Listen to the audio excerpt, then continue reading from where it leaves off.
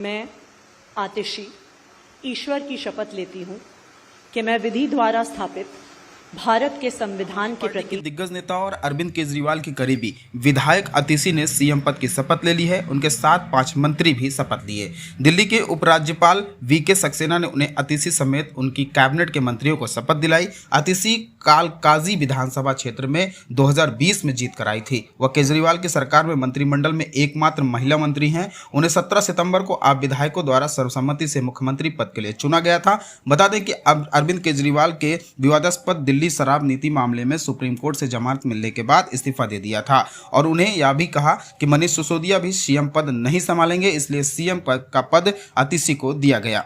दिल्ली की सीएम बनने के बाद आतिशी ने कहा, आज मैंने सीएम पद की शपथ ली है, लेकिन यह हमारे लिए भावुक क्षण है जब अरविंद केजरीवाल सीएम नहीं है। अरविंद केजरीवाल ने दिल्ली के लोगों को जीवन बदल दिया। इस मौके पर आतिशी ने और क्या कुछ कहा, आइए सुनाते हैं आपको पूरा बयान। मैं आतिशी ईश्वर की शपथ लेती हूँ कि मैं विधि द्वारा स्थापित भारत के संविधान के प्रति सच्ची श्रद्धा और निष्ठा रखूंगी। मैं भारत की प्रभुता और अखंडता अक्षुण्ण रखूंगी। मैं मुख्यमंत्री के रूप में अपने कर्तव्यों का श्रद्धापूर्वक और शुद्ध अंतःकरण से निर्वहन करूंगी तथा मैं भय या पक्षपात, अनुराग या द्वेष के बिना सभी प्रकार के लोगों के प्रति संविधान और विधि के अनुसार न्याय करूंगी। दिल्ली के इतिहास में सबसे लोकप्रिय मुख्यमंत्री अरविंद केजरीवाल जी, आम आदमी पार्टी के नेता, मेरे बड़े भाई और राजनीतिक गुरु अरविंद केजरीवाल जी का धन्यवाद करना चाहती हूं कि उन्होंने मुझ पर भरोसा किया और मुझे इतनी बड़ी जिम्मेदारी सौंपी, दिल्ली के लोगों की देखरेख की जिम्मेदारी सौंपी। लेकिन आज मैंने मुख्यमंत्री के तौर पे शपथ ग्रहण जरूर किया है, लेकिन ये मेरे लिए, हम सब के लिए एक बहुत भावुक क्षण है जब अरविंद केजरीवाल जी दिल्ली के मुख्यमंत्री नहीं हैं। अरविंद केजरीवाल जी वो व्यक्ति हैं जिन्होंने पिछले 10 सालों में दिल्ली की तस्वीर को बदल डाला, जिन्होंने पिछले 10 सालों में दिल्ली की आम लोगों की जिंदगी को बदल डाला। अरविंद केजरीवाल जी वो व्यक्ति हैं जिन्होंने दिल्ली में रहने वाले एक आम इंसान का, एक गरीब इंसान का दर्द समझा, उनके रोज रोज का संघर्ष समझा। उन्होंने समझा कि एक आम परिवार के लिए किस तरह से अपना घर चलाना मुश्किल होता है। अरविंद केजरीवाल जी वो व्यक्ति हैं जिन्होंने दिल्ली वालों को फ्री बिजली दी, 24 घंटे बिजली दी। अरविंद केजरीवाल जी वो व्यक्ति हैं जिन्होंने दिल्ली के सरकारी स्कूलों में पढ़ने वाले बच्चों का भविष्य बदल डाला, उनको जिंदगी में एक नया अवसर, आगे बढ़ने का अवसर दिया। अरविंद केजरीवाल जी वो व्यक्ति हैं जिन्होंने दिल्ली की महिलाओं को शिक्षा में, रोजगार में आगे बढ़ने का मौका दिया, फ्री बस यात्रा देके। अरविंद केजरीवाल जी वो व्यक्ति हैं जिनकी वजह से आज दिल्ली के लोगों को अपने परिवार के सदस्य का इलाज करवाने के लिए अपने गहने नहीं गिरवी रखने पड़ते, अपने घर नहीं गिरवी रखने पड़ते, क्योंकि सरकारी अस्पतालों में अच्छा इलाज होता है। तो जब अरविंद केजरीवाल जी दिल्ली के मुख्यमंत्री नहीं रहते तो ये हम सब के लिए एक बहुत मुश्किल और एक भावुक घड़ी। आज क्यों अरविंद केजरीवाल जी दिल्ली के मुख्यमंत्री नहीं हैं? क्योंकि भारतीय जनता पार्टी की केंद्र सरकार ने अरविंद केजरीवाल जी के खिलाफ षड्यंत्र रचा, उन पर झूठे मुकदमे लगाए, उनको इन झूठे फर्जी मुकदमों में गिरफ्तार किया, उनको 6 महीने से ज्यादा जेल में रखा, उनको तोड़ने की, उनको दबाने की हर संभव कोशिश करी, लेकिन अरविंद केजरीवाल जी टूटे नहीं, अरविंद केजरीवाल दबे नहीं।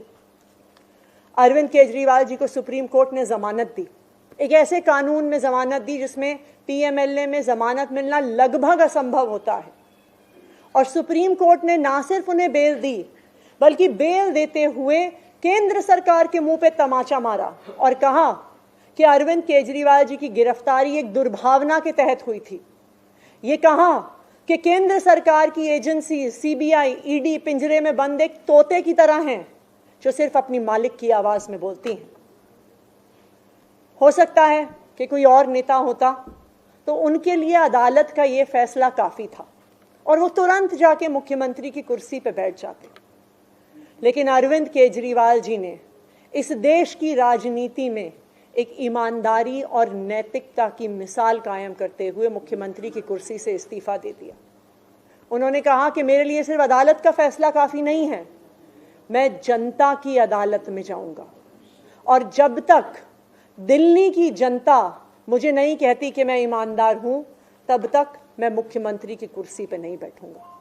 मुझे नहीं लगता कि इस देश के इतिहास में या शायद इस दुनिया के इतिहास में ऐसा कोई नेता रहा होगा, ऐसी ईमानदारी और नैतिकता की मिसाल रही होगी जो आज अरविंद केजरीवाल ने देश और दुनिया के सामने रखी है। अब हम सभी दिल्ली वालों को मिलकर एक ही काम करना है, अरविंद केजरीवाल जी को फिर से फरवरी में होने वाले चुनाव में दिल्ली का मुख्यमंत्री बनाना है। अगर दिल्ली के लोग अरविंद केजरीवाल जी को दिल्ली का मुख्यमंत्री नहीं बनाते तो जो फ्री बिजली आज दिल्ली वालों को मिल रही है, भारतीय जनता पार्टी अपना षड्यंत्र रच के उसको खत्म कर देगी। जो सरकारी स्कूल अरविंद केजरीवाल जी ने सुधारे हैं वो फिर से बदहाल हो जाएंगे, मोहल्ला क्लिनिक बंद हो जाएंगे, अस्पतालों में इलाज बंद हो जाएगा, महिलाओं की फ्री बस यात्रा बंद हो जाएगी। तो 2 करोड़ दिल्ली वालों को मिलकर फिर से अरविंद केजरीवाल जी को दिल्ली का मुख्यमंत्री बनाना है। अगले 4 महीने के लिए मेरा यही काम रहेगा कि जो दिल्ली वाले परेशान रहे पिछले 1-1.5 साल में, जब से भारतीय जनता पार्टी का षड्यंत्र शुरू हुआ, जब से भारतीय जनता पार्टी ने एक एक करके हमारे नेताओं को जेल में डालना शुरू किया, जब से भारतीय जनता पार्टी ने एक एक करके हमारे मंत्रियों को जेल में डालना शुरू किया, जब से भारतीय जनता पार्टी के एलजी साहब ने दिल्ली सरकार के काम रोकने शुरू किए, आप देखिए पिछले 2 साल में भारतीय जनता पार्टी ने दिल्ली वालों को परेशान करने में कोई कसर नहीं छोड़ी। जब से अरविंद केजरीवाल जी जेल गए, दिल्ली वाले भी परेशान हुए। भारतीय जनता पार्टी ने दिल्ली वालों के पानी के बिल हम ठीक करना चाहते थे, उन्होंने उस काम को रोक दिया। भारतीय जनता पार्टी ने जो सड़क के रिपेयर के काम है वो रोक दिए। भारतीय जनता पार्टी और उनके एलजी साहब ने अस्पताल में मिलने वाली दवाइयां रोक दी, अस्पताल में और मोहल्ला क्लिनिक में टेस्ट रोक दिए, दिल्ली से कूड़ा उठना रुक गया। लेकिन मैं आज आपको आश्वासन दे रही हूं कि अब अरविंद केजरीवाल जी जेल से बाहर आ गए हैं और उनके मार्गदर्शन में दिल्ली में कूड़ा भी उठेगा, सड़कें भी ठीक होंगी, पानी के बिल भी ठीक होंगे, दिल्ली में जो सीवर की समस्या है वो भी ठीक होगी, जो दवाइयां नहीं मिल रही हैं उसको भी हम ठीक करेंगे। मैं दिल्ली वालों को यह आश्वासन देना चाहती हूं कि अब अरविंद केजरीवाल जी जेल से बाहर हैं, भारतीय जनता पार्टी का कोई भी षड्यंत्र हम सफल नहीं होने देंगे। Thank you.